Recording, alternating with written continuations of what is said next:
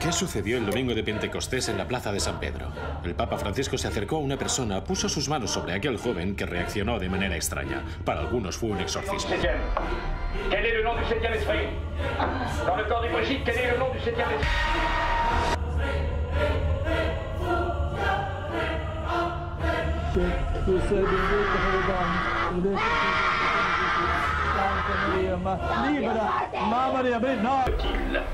Ô Vierge Marie. Sin embargo, el padre Gabriele Amor, decano de los exorcistas del Vaticano, continúa diciendo que innegablemente se trataba de una oración de liberación.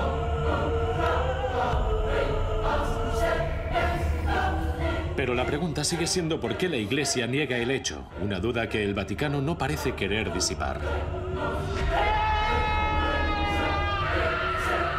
Padre Amor, el exorcista.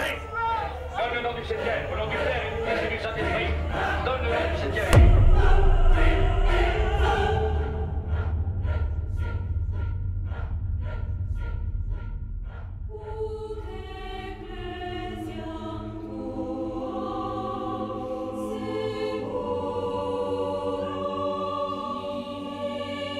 Dios te salve, María, llena eres de gracia. El Señor es contigo, bendita tú eres entre todas las mujeres, y bendito es el fruto de tu vientre, Jesús. Santa María, Madre de Dios, ruega por nosotros, pecadores, ahora y en la hora de nuestra muerte. Amén. Oh María, sin pecado concebida, ruega por nosotros, que recurrimos a ti, por la intercesión de María Santísima. Dios Todopoderoso os bendiga, Padre, Hijo y Espíritu Santo. Amén. El Señor esté con vosotros. Don Gabriele Amor nació en 1925, así que tengo 88 años. En Módena, en una familia muy religiosa, practicante, con 5 hermanos varones, todos ellos muy fieles a Dios, a la Iglesia y a Acción Católica, y a los 18 terminé la educación secundaria. A los 22 me gradué en jurisprudencia. Entonces entré en la Compañía de San Paolo, gracias a Rossetti, que era el adjunto de Gasperi. Vine a Roma, ya conocía a Andreotti, y al llegar a Roma fui nombrado delegado nacional adjunto de la Juventud Democrática. Escribía en periódicos. Escribía y escribo mucho, predicaba mucho. Durante muchos años escribí en un periódico que entonces estaba en todo su apogeo, Famiglia Cristiana. Hasta que en el 86 tuve un encuentro casual con el cardenal Poletti, que era el vicario de la diócesis de Roma. Una tarde que no tenía nada que hacer, pensé, voy a pasar el rato por ahí. Y bueno, así es como conocí al padre Cándido. El padre Cándido era el único exorcista de Roma. Estuvo durante 36 años en la Scala Santa y era tenido por un hombre santo, por un gran exorcista. Y al cabo de poco tiempo, el cardenal Poletti me preguntó, ¿conoce usted al padre Cándido? Sí, conozco al padre Cándido. Es muy viejo, está enfermo, necesita ayuda. ¡Pum! Cogió una hoja de papel y comenzó a escribir, y me di cuenta de que me estaba inscribiendo como exorcista. Por eso hace 27 años que soy exorcista a tiempo completo. Protesté en vano. Usted me conoce y sabe que solo sirvo para bromear y contar chistes. no pude hacer nada, siguió impertérrito, y entonces me encomendé a la Virgen, a ella, y le dije: escúchame, Virgen mía, envuélveme en tu manto para que los demonios no puedan hacerme nada. Oh, y la Virgen me escuchó. No me dijo nada, pero lo ha hecho. Los demonios me han amenazado varias veces durante los exorcismos. Esta noche te echaremos de la cama. Esta noche vendremos en forma de serpiente bajo tus sábanas. Y otras veces me decían: no podemos hacerte nada porque estás muy bien protegido.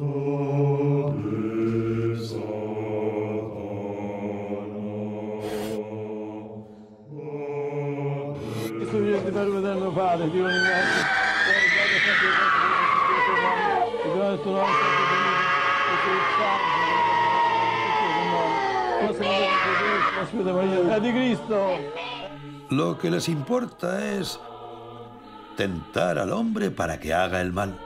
Y a todas las personas, desde que nacen hasta que mueren, desde los santos a los malvados, a la gente mala, perversa, incluso a los más santos, a Jesucristo y a la Virgen María, desde el nacimiento hasta la muerte, todos somos tentados por el demonio.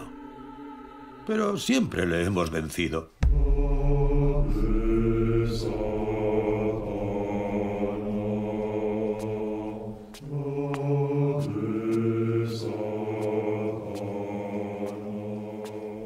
El padre Gabriele Amort, religioso paulino, fue alumno del padre Cándido Amantini, uno de los exorcistas más importantes que hemos tenido la suerte de tener en Italia. El problema del mal es un problema muy serio. Debe ser abordado con espíritu escéptico, con un espíritu que se caracterice por el máximo rigor científico y unos estudios extremadamente rigurosos.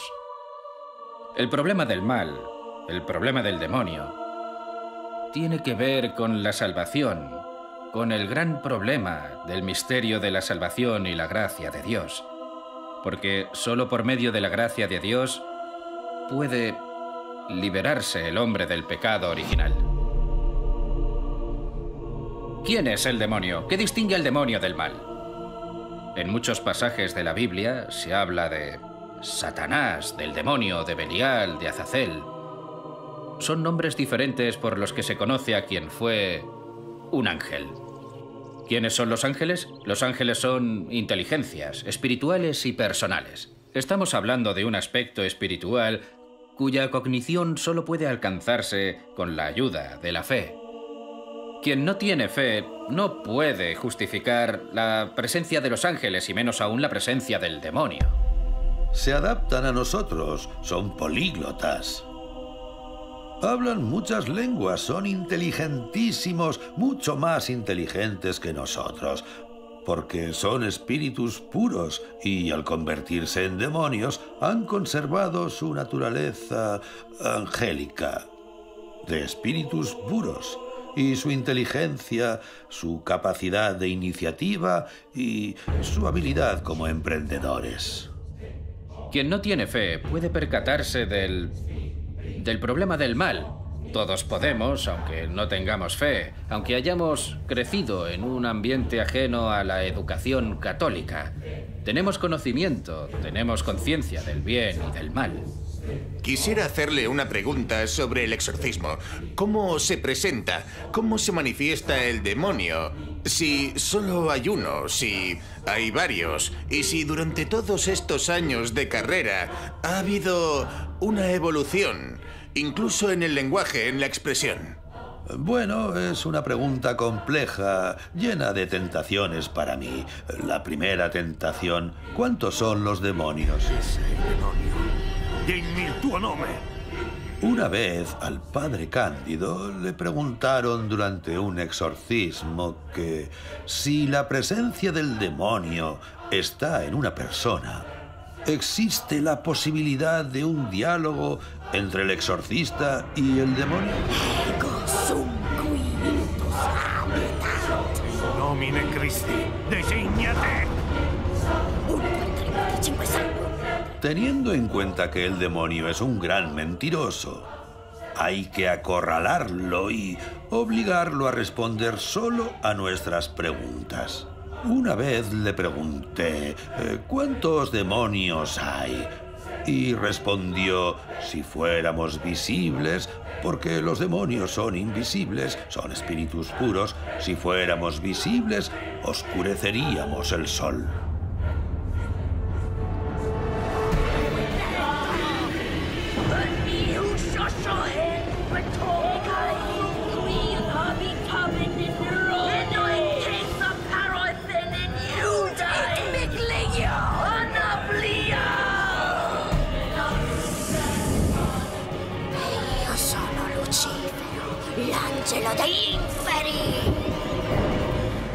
Si nosotros no tuviéramos las enseñanzas de Dios, seríamos derrotados. No tendríamos leyes morales, no sabríamos cómo comportarnos. Los demonios intentan conducirnos hacia el mal para convertirnos en enemigos de Dios, oponernos a Dios. Y su propósito es hacer caer al hombre en el pecado para llevárselo al infierno. Por ejemplo, conocí el caso de un matrimonio. De un esposo que estaba siendo constantemente atacado por el demonio, sobre todo por la noche. Soy Francesco Vallasuso, tengo 41 años. Nací en Alcamo, en la provincia de Trapani, Sicilia, y quiero contarles mi caso. Podría decirse que es una historia curiosa, porque por casualidad conocí a un jesuita que me dijo que yo estaba poseído por el demonio, y eso impactó y cambió radicalmente 5 años de mi vida. Como esta escultura, así me veía a mí mismo cuando el demonio entraba en mí. Me sentía aplastado por Satanás. Me tiraba al suelo físicamente y se apoderaba de mí, de mi cuerpo, de mi mente, y hacía todo eso mientras me atacaba en cuerpo, en alma, en espíritu.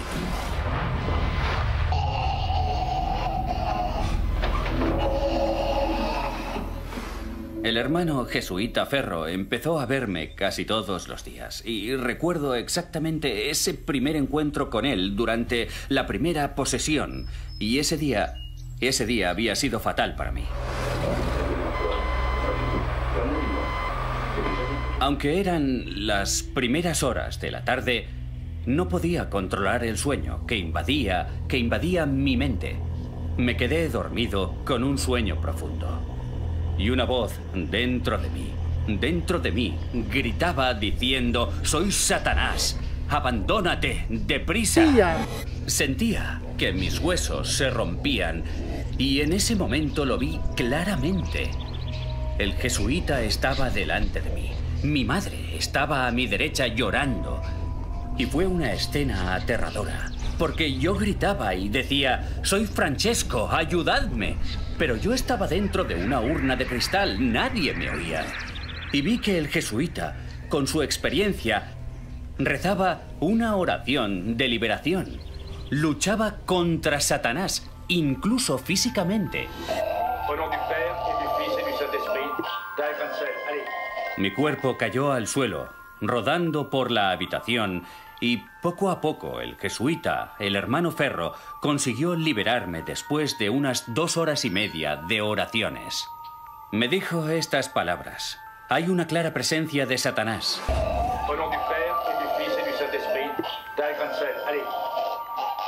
Debemos encomendarnos a un famoso exorcista y gran decano, el padre Mateo Lagrua.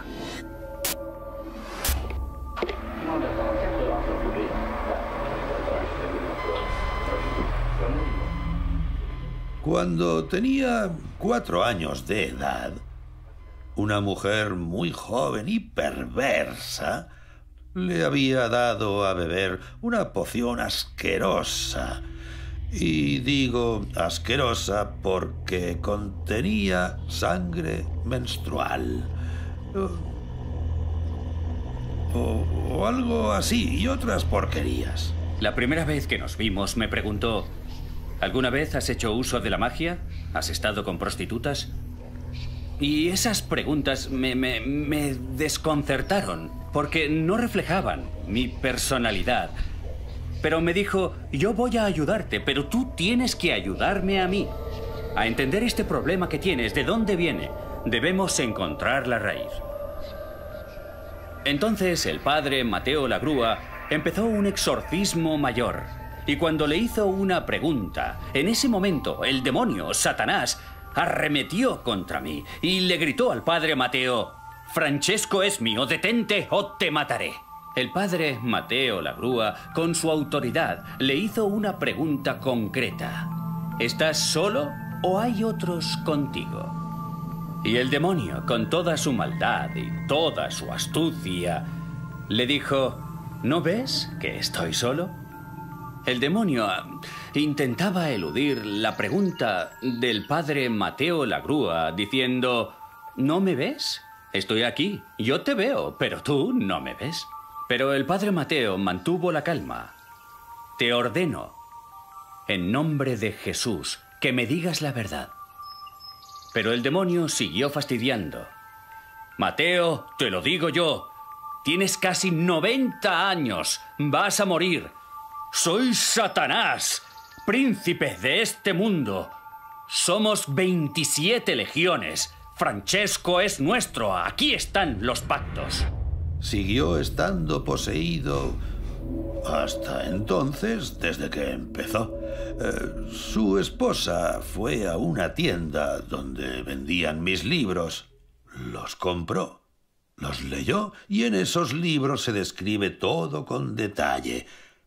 Y dijo: estos son los síntomas de mi marido. No llevaré a mi marido al psiquiatra. Tienen que verlo los exorcistas. Empezaron a verlo los exorcistas.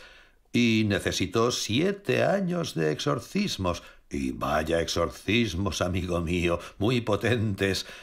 Muy potentes, y quedó liberado completamente. Pero la esposa también tenía poderes y también fue atacada por el demonio, porque hay momentos de crisis y momentos de pausa, momentos de crisis en la calle, etc. Y rezaba por él y lo liberaba. Cuando iba al exorcista Fray Benigno, un día, después de 1 hora de exorcismo, el demonio seguía diciendo: ¿has visto? Hoy he ganado yo. Y mi esposa, casi con rabia, dijo: Señor, estoy casada con Francesco en virtud del sacramento del matrimonio.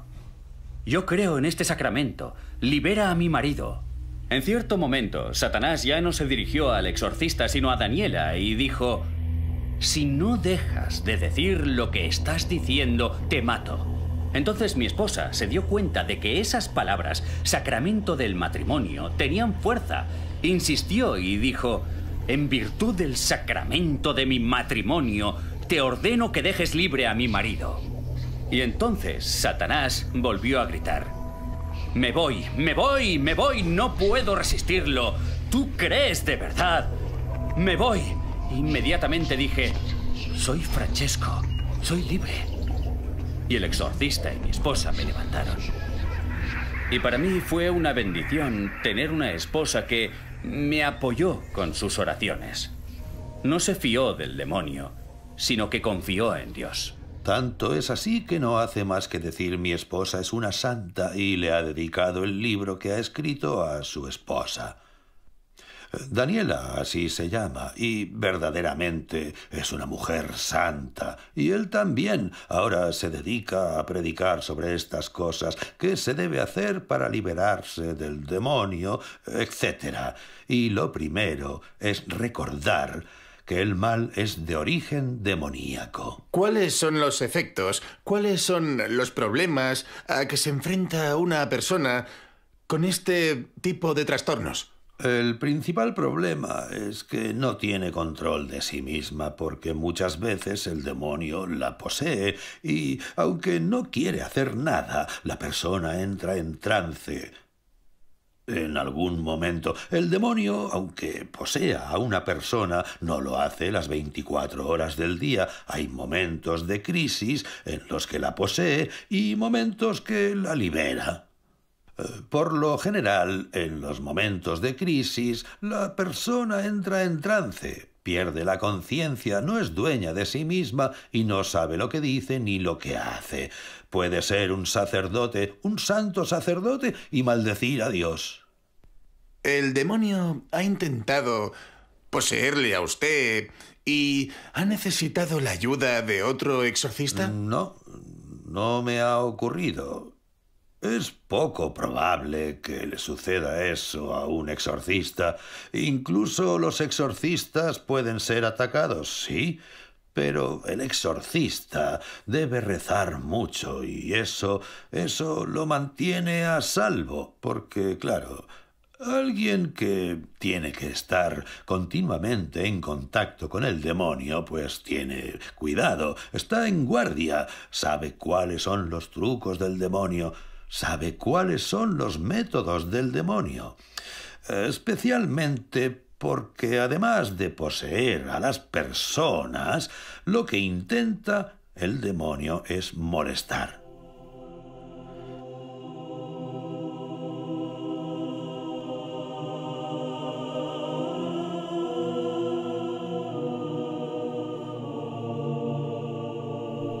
A decir verdad, todos los exorcistas pasan por una experiencia que es nueva con respecto al pasado. Realizamos exorcismos que a veces se prolongan demasiado, a veces durante semanas, meses, varios meses y a menudo durante años. ¿Cuál ha sido el peor caso que ha tratado? Te respondo con una cita de San Alfonso de Ligorio. No siempre se llega a la liberación total. Para liberar a una persona definitivamente del demonio bastaba un exorcismo.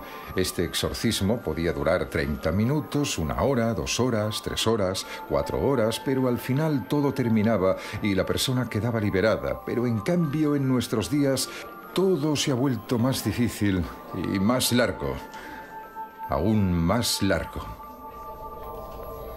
Creo que las dificultades que encontramos están relacionadas con el fenómeno de la secularización, con el fenómeno de la pérdida de la fe, por lo que la gente está cada vez más lejos de las fuentes de la gracia y las personas están así más expuestas a los ataques del demonio. Y ese es, creo yo, uno de los primeros aspectos. El segundo aspecto es que la fe en el demonio y en sus acciones son verdades de la fe que el Catecismo de la Iglesia Católica confirma. Son verdades de la fe de las que yo ni nadie podemos dudar nunca.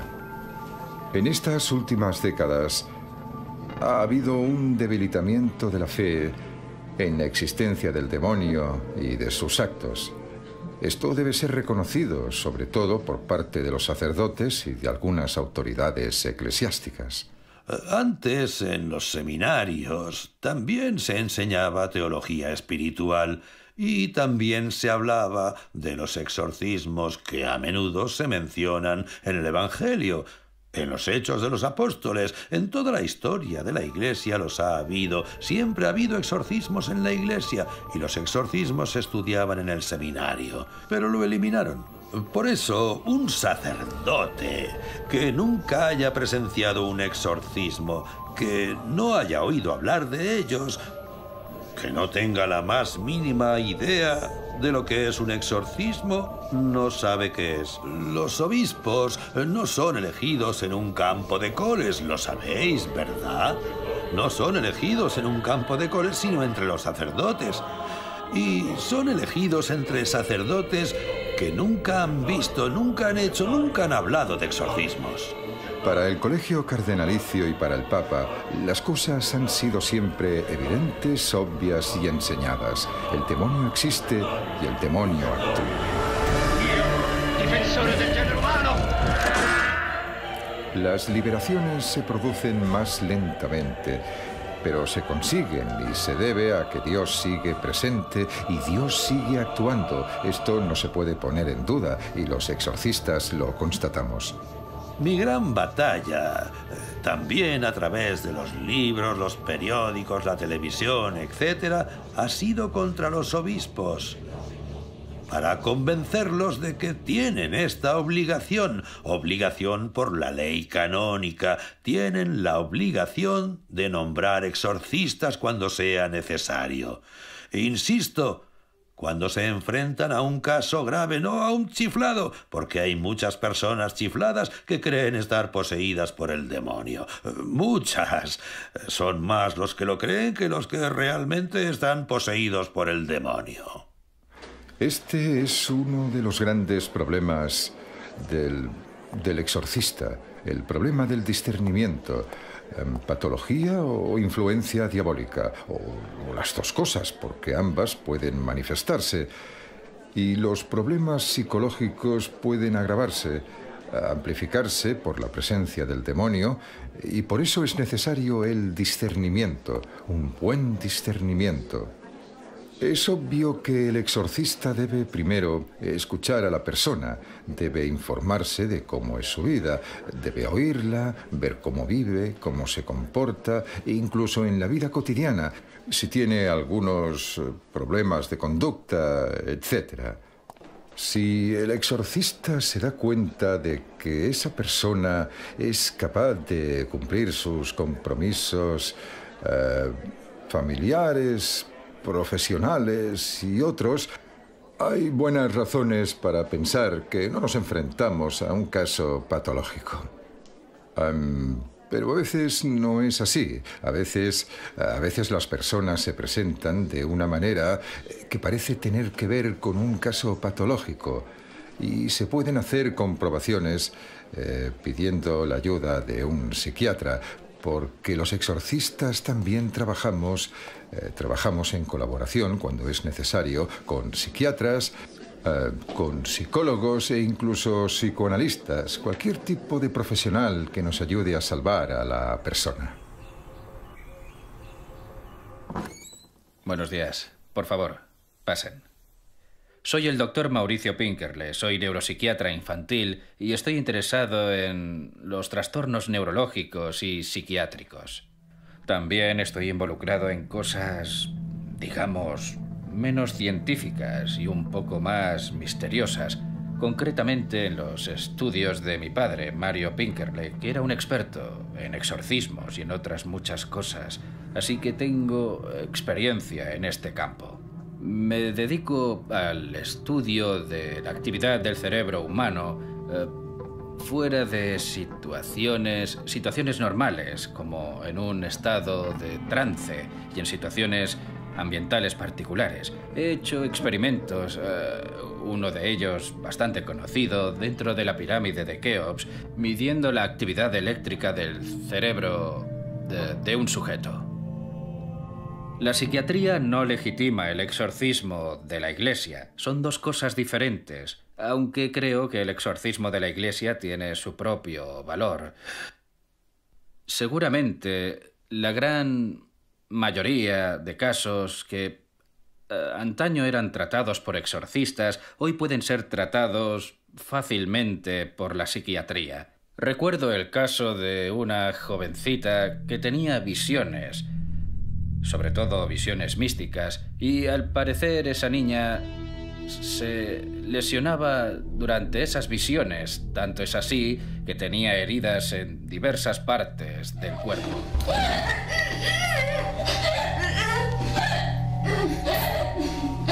Inmediatamente se involucraron una serie de personas que aconsejaron la posibilidad de hacer un exorcismo y Recuerdo que yo también fui convocado por un obispo exorcista con quien tuve una larga conversación. Y tras esa conversación llegamos a la conclusión de que no se trataba de un fenómeno de posesión demoníaca, sino que era simplemente un problema psiquiátrico, un caso de histeria en una jovencita procedente de un entorno familiar muy patológico, donde era fácil llegar a ciertos tipos de somatización, a ciertos tipos de comportamiento muy sorprendentes. También hay otra clase de patologías psíquicas en las que es común encontrar comportamientos patológicos, como por ejemplo los trastornos de la personalidad, trastorno límite de la personalidad que se da en individuos con conductas extremadamente patológicas que se autolesionan, que sufren ataques violentos y repentinos, y hay muchas otras formas de psicosis extremas que sin duda son psicóticas. La última palabra la tiene el exorcista. La primera verificación se hace a ese nivel, pero también puede basarse en la sesión de exorcismo. En un determinado momento, el exorcista puede utilizar ciertos trucos. Por ejemplo, puede rociar con agua que no ha sido bendecida, y si el agua no es bendita y la persona reacciona como si lo fuera, entonces estamos frente a una puesta en escena. Como me ocurrió una vez. Bueno, yo tenía un crucifijo en la mano delante de la persona y rezaba ante ella, y esa persona me dijo: «Aparta ese crucifijo, me molesta», y esas cosas. Entonces me puse detrás de la persona y fingí apoyar el crucifijo en su hombro. Pero lo que apoyé fue un bolígrafo, pero esa persona se puso a gritar: «¡Aparta ese crucifijo, que me quema!», etc. Y obviamente no era un crucifijo, pero montó una escena. Yo no creo que sea un efecto placebo. Pienso que las técnicas que se utilizan en un exorcismo sirven para liberar la negatividad que suele haber dentro del organismo de las personas, que casi siempre presentan síntomas que pueden ser considerados desde cierto punto de vista como un síntoma de tipo psiquiátrico. Hay que tener en cuenta que de 100 de esas personas, solo 5 están realmente en contacto con el demonio, y entonces hacemos el exorcismo. Algunos de esos sujetos han tenido experiencias negativas, han sufrido, por ejemplo, traumas infantiles, traumas muy importantes, situaciones de maltrato y abuso, y a menudo afloran durante las sesiones, tanto durante los exorcismos como en las conversaciones con los psiquiatras. Digamos que esas personas tienen en su interior, en su inconsciente, tanta negatividad que actúan pensando que están poseídas por el demonio, por el diablo. Di la verità a questa signora. ¿Esiste o non esisti tu? Il demonio esiste o non esiste? Esiste il demonio! Come fai a dimostrarlo? Come fai a dimostrare che esiste? Tutto! Ma questo... Io esisto! E chi non ci vede bene!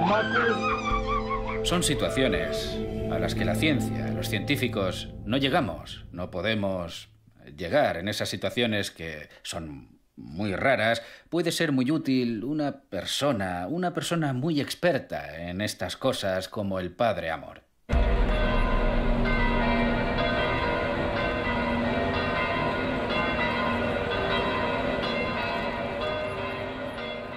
Cari fratelli e sorelle, buongiorno.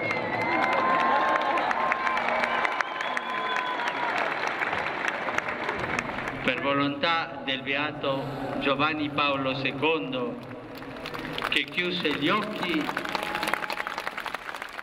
¿Qué piensa usted de la renuncia de Benedicto XVI y del hecho de que este nuevo papa sea de una parte del mundo que es muy ferviente, muy creyente.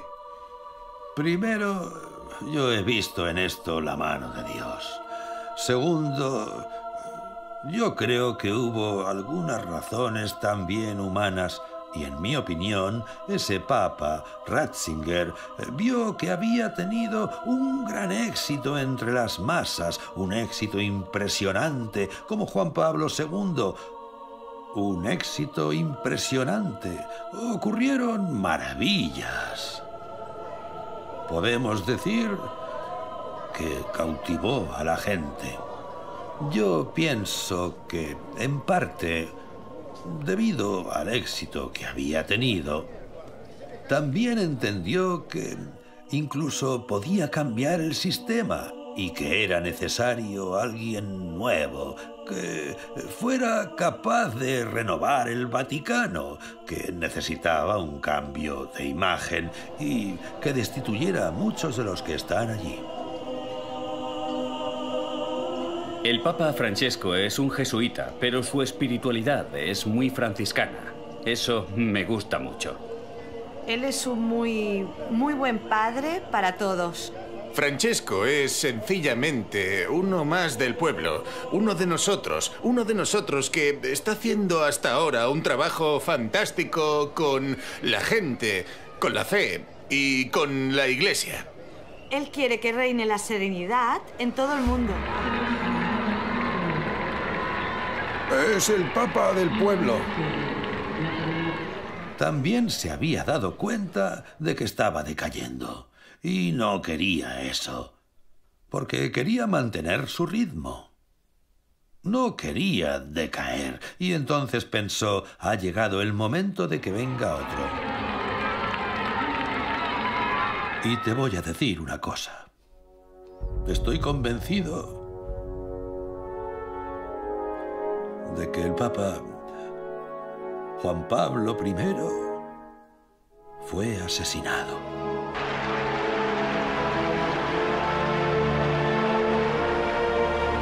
A los 33 días, fue papa durante 33 días, lo encontraron muerto. Ni siquiera le hicieron la autopsia, nada. Se terminó rápidamente, no se habló más del tema.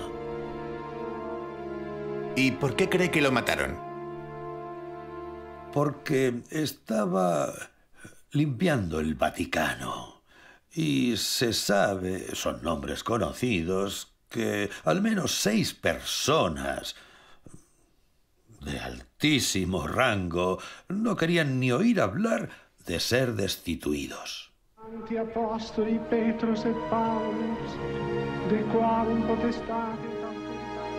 Él ya estaba haciendo una lista de cambios.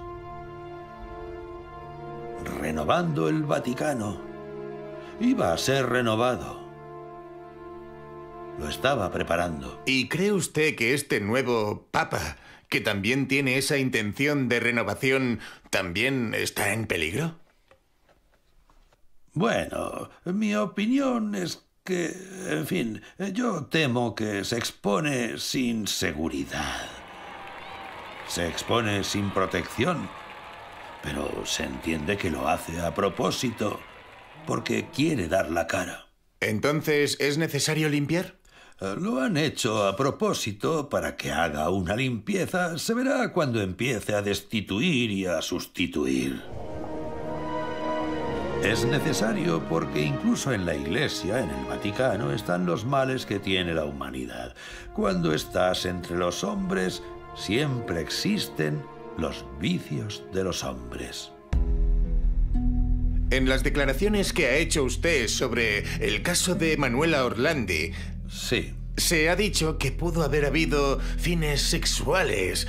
¿Por qué una historia de este tipo tuvo tanta repercusión y destapó tantas cosas? Desgraciadamente, escribí una página en mi libro, El último exorcista, y por esa página ha habido un montón de entrevistas en periódicos, en la televisión, y solo por una página en la que simplemente quería aclarar el caso Orlandi. Tenga en cuenta que yo, antes de publicar esa página, la di a leer a su hermano, para no molestar a la familia. Cierto. Para eliminar cualquier cosa que desagradara a la familia. Y me dijo, está bien, no se preocupe, ¿no cree que después de 30 años podemos soportarlo?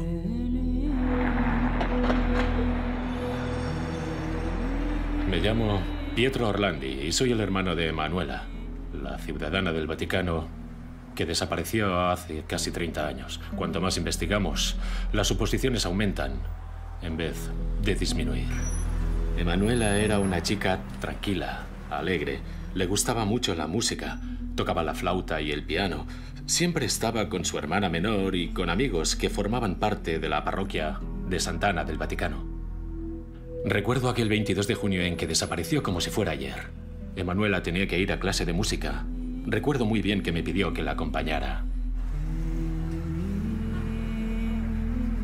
Recuerdo que aquel día no pude ir porque tenía una cita. Tuve una discusión con Emanuela, eso es lo último que recuerdo. Casi una pelea. Aquella tarde, Emanuela fue abordada por una persona que le hizo una oferta de empleo, distribuir folletos en un desfile de moda, por una cantidad muy alta para la época, 375.000 liras. Después de la clase llamó a casa. Mis padres no estaban y habló con mi hermana. Le habló del empleo y mi hermana le dijo, mamá y papá no están. La cifra me parece un poco alta.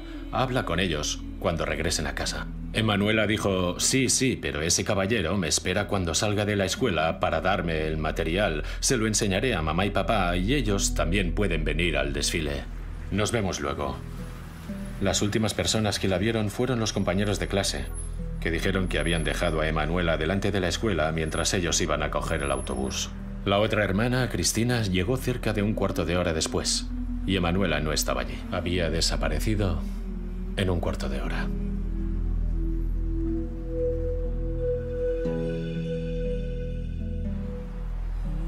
Y desde ese momento no hubo diferencia entre el día y la noche, porque estuvimos buscándola por todas partes, por todas partes. Esa noche hicimos la denuncia a la policía, pero no se aceptó, así que estuvimos 2 o 3 días sin saber nada de lo que podría haberle pasado.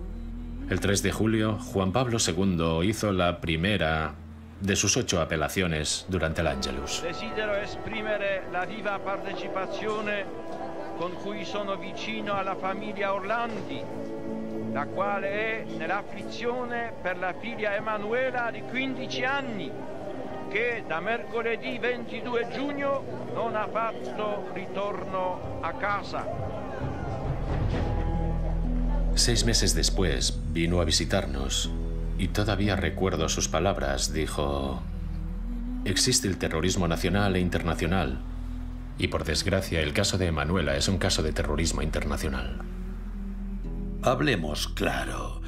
¿Por qué motivo podía haber sido secuestrada Emanuela Orlandi?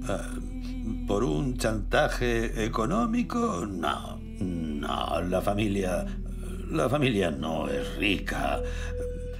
¿Por un chantaje político? Seamos prácticos. Por desgracia, cuando se trata de chantajes económicos, de chantajes políticos, pienso en Aldo Moro. Siempre que alguien secuestra a una persona para hacer un chantaje, envía la fotografía para decir, está en mi poder y si la quieres tendrás que tratar conmigo. De Emanuela Orlandi nunca llegó nada.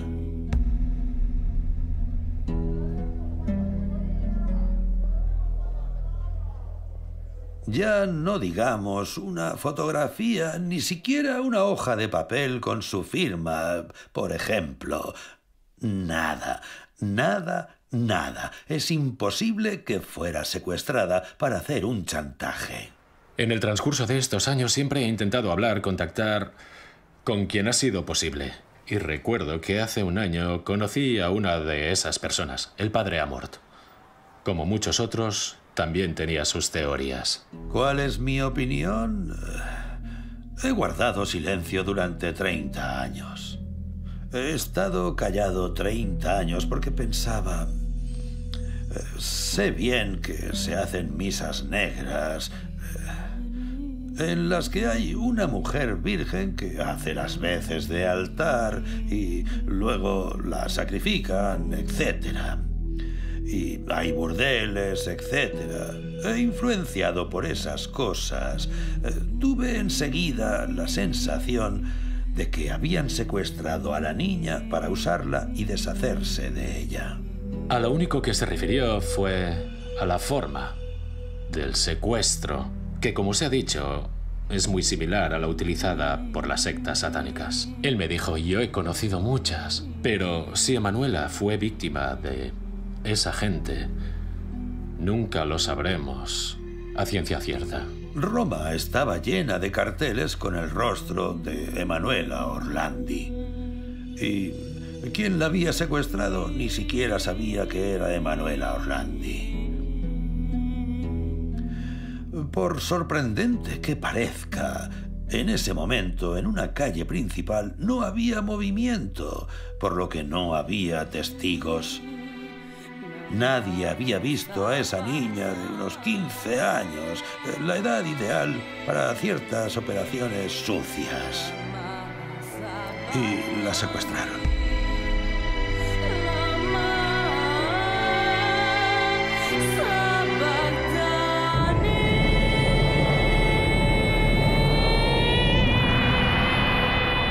¿Cree usted que es una historia ligada al satanismo, a las misas satánicas, a las misas negras? Bueno, puede estar vinculada a las misas negras, también puede estar vinculada con los burdeles. Es cierto que hay gente dentro del Vaticano que son personajes que celebran misas negras, que están vinculadas al satanismo. En mi opinión, el motivo para el secuestro fue ese. Vieron a esa jovencita. En ese momento la calle estaba solitaria. Pasaban por allí en coche y la cogieron a la fuerza. E inmediatamente se deshicieron de ella. Y me río yo de lo que dicen, que la llevaron a Turquía, a Egipto. Incluso le dije al hermano, oye, ¿tú crees que tu hermana no hubiera tenido la oportunidad de escapar en estos 30 años si estuviera viva? Dijo, sí, es cierto. Lo que siempre me ha llamado la atención por parte del Vaticano en estos últimos 30 años es que nunca ha habido colaboración. Siempre han tratado de que se olvide esta historia. Nunca se ha encontrado ni el más mínimo indicio. Este silencio siempre ha sido apoyado por las instituciones italianas. Yo creo que durante 30 años se ha intentado y se sigue intentando que se olvide esta historia porque es una losa tan pesada para la Santa Sede que prefiere sufrir la crítica de la opinión pública en lugar de averiguar cuáles fueron los hechos.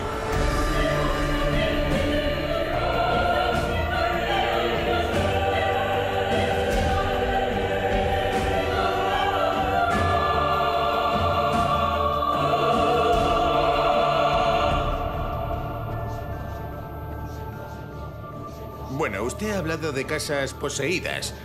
¿Cómo se manifiesta la posesión de una casa? Ruidos. Al principio hay ruidos. Bum, bum, bum.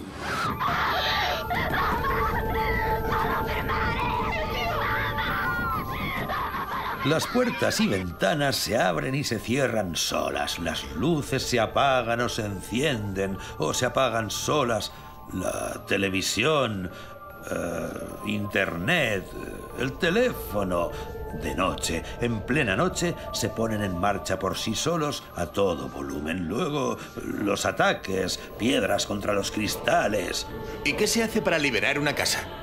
Exorcismos.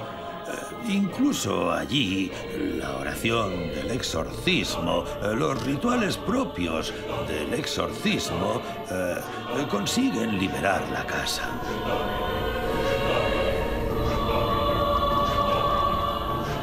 La de Francesco Vallasuso no es una historia única. Es como la de muchas personas que están siendo víctimas del satanismo. víctimas del ocultismo, víctimas de los actos de Satanás. Hoy estoy libre de todas esas cosas, de las enfermedades, de los tormentos. He logrado la plena libertad. Y el padre Amorth me dijo, has rezado mucho, es verdad, pero has perdonado. Recuerdo que esas palabras se clavaron en mi corazón y yo le dije, padre Amorth, es cierto que he perdonado, pero es como si usted hubiese ampliado ese perdón. No, me dijo, si tú no hubieses perdonado de verdad, nunca habrías sido liberado. Sin perdón no hay ni liberación ni curación.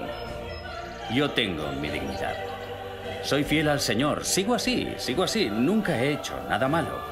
Y me vi metido en esto, una historia amarga.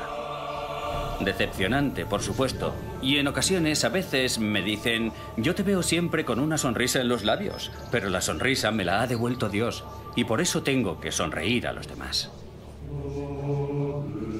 La sociedad moderna, la sociedad secularizada, detrás de la cual corre la humanidad, está ansiosa y más sumergida que nunca en el mal.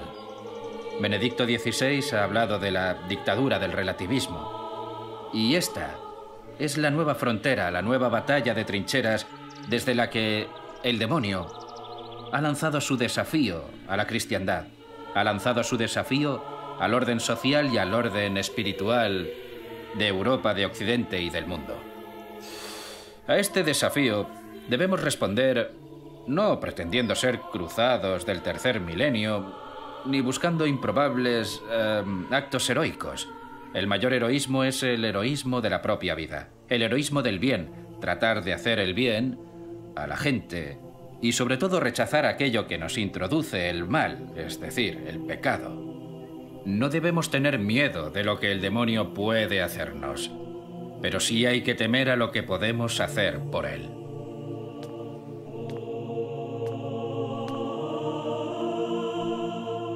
El mayor esfuerzo del demonio es hacer creer que no existe. Su objetivo es engañar a los que no creen en la existencia del demonio. Y yo añado también que quien no está conmigo está contra mí.